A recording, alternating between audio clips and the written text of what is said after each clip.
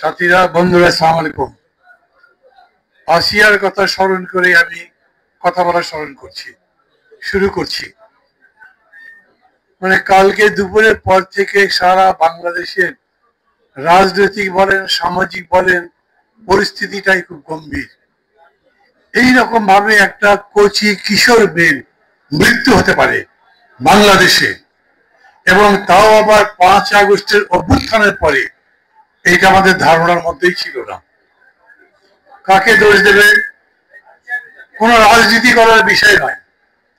আসিয়াদের মতো মেয়েরা এর আগেও মারা গেছে। ফাহিমা, রহিমা, নুসরাত একদম আগুনের পিণ্ড হয়ে দৌড়াতে দৌড়াতে ছাদ থেকে ঝাঁপ দিয়ে মারা গেছে। এরকম ঘটনাও আপনারা জানেন। বাংলাদেশ অনেক বড় সংগ্রাম করে দেশটা স্বাধীন করেছে। আমরা আমাদের স্বাধীনতার গর্ব করি, আমাদের ভাষা আন্দোলনের গর্ব করি, আমাদের জাতি যে এত বড় মুক্তিযুদ্ধ করেছে সেই জন্য গর্ব করি।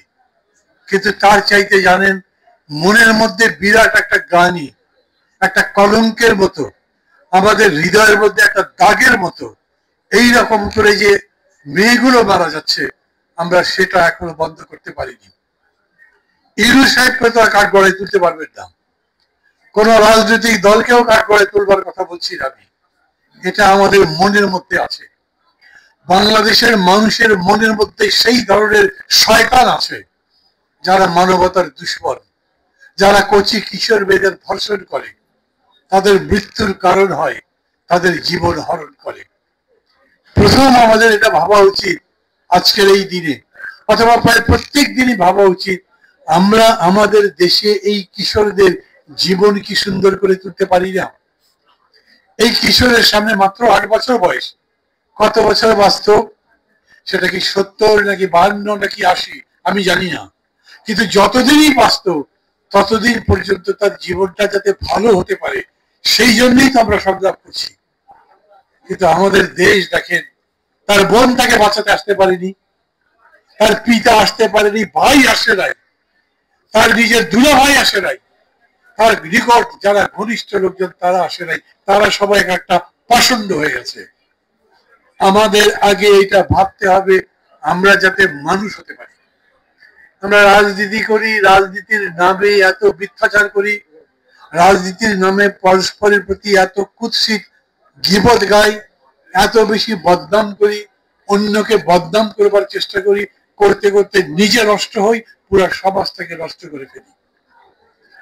আমরা এখানে কোন প্রতিপাদ্য দিয়ে আলোচনা করছি এটা পরে ধরেন, কিন্তু সবার আগে ভাবে কত বড় একটা অভ্যুত্থান হলো। আমাদের 52 থেকে শুরু করে আজ পর্যন্ত কতগুলো রক্তদানের ইতিহাস আছে। প্রতিটা রক্তদানের পরেই আমরা একবার করে শপথ দিই, এই রক্ত যেন বৃথা না যায়, এই রক্তের যাতে যথাযথ মূল্য দিতে পারি। যারা জীবন দিয়েছেন, তারা যে জন্য জীবন দিয়েছেন, সেই স্বপ্ন যাতে বাস্তবায়িত হয়, একটা সুন্দর দেশ গড়ে ওঠে, সুন্দর সমাজ হয়, সুন্দর রাষ্ট্র গঠিত হয়, আমাদের জীবন যাতে সুন্দর হয়। অথচ জীবন কেমন হচ্ছে তার প্রমাণ তো আসিয়া নিজে। হ্যাঁ, আমি মানি আমাদের সমাজ এগিয়েছে।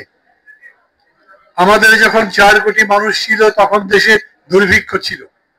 52 সালে আমাদের মানুষ আরো কম ছিল, তখন দুর্ভিক্ষ ছিল। আর আজ যখন প্রায় 20 কোটি মানুষ, তখন অনাহারে মারা যাবার খবর পাচ্ছি না।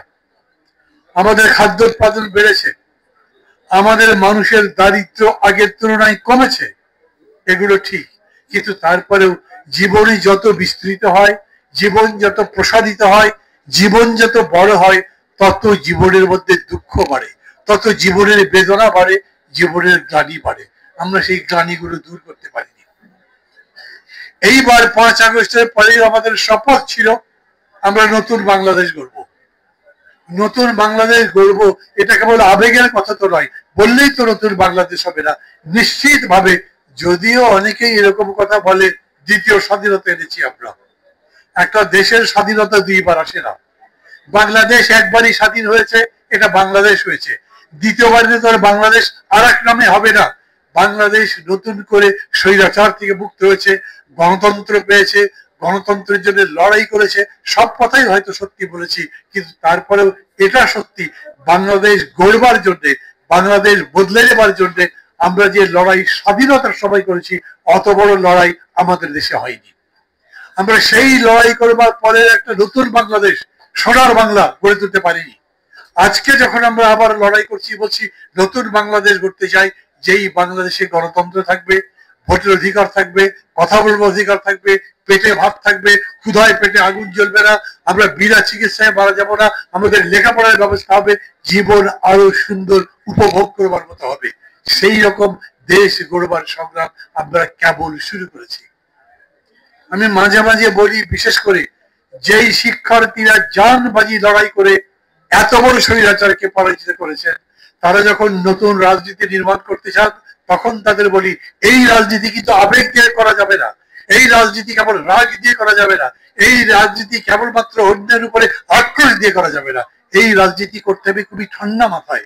ভাবতে হবে কিরকম করলে জীবন ভালো হয়, ভাবতে হবে কিরকম করলে জিনিসের দাম বাড়ে, ভাবতে হবে কিরকম করলে মানুষ তার রিপু কন্ট্রোল করতে পারে, আপনাকে ভাবতে হবে কিরকম করলে আমি মানুষকে ভালোবাসতে পারি, মানুষকে বন্ধু হিসেবে, আমার ভাই হিসেবে কাছে টানতে পারি, এবং সবাই মিলে একটা বাংলাদেশ গড়ে তুলতে পারি।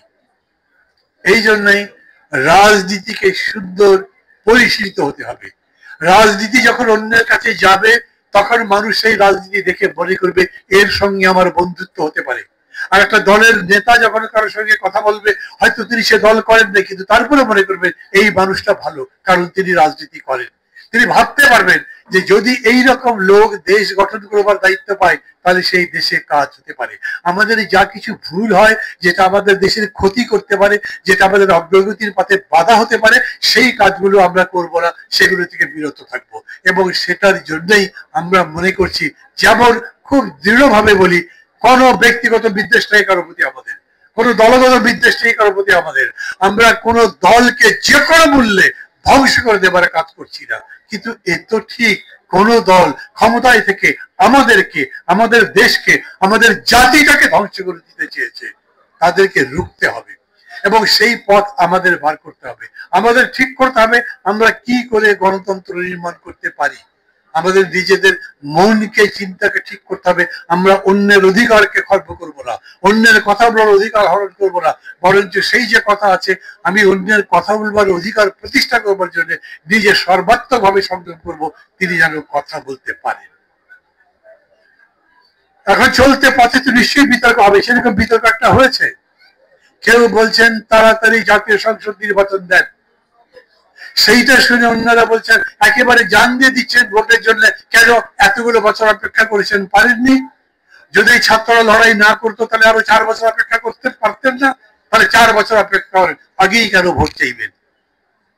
আপনি কারো প্রতি জেদ করে কথা বলবেন না। আমি আপনাদের বলছি, আমরা রাজনীতির ক্ষেত্রে এই কথা বলতে চাই, আমরা যত তাড়াতাড়ি সম্ভব গণতন্ত্র উদ্ধার করতে চাই, আমরা যত তাড়াতাড়ি সম্ভব জনগণের গণতান্ত্রিক অধিকার ফিরে দিতে চাই, মানুষের ভোটের অধিকার ফিরে দিতে চাই। অতএব কেউ যদি এমন কথা বলেন ভোট আরো দেরি করে হোক না, সেটা কোনো কথা নয়। এরকম যদি হয় যে এই সময় ভোট করবার চাইতে আমাদের আরো বড় কোনো কাজ আছে,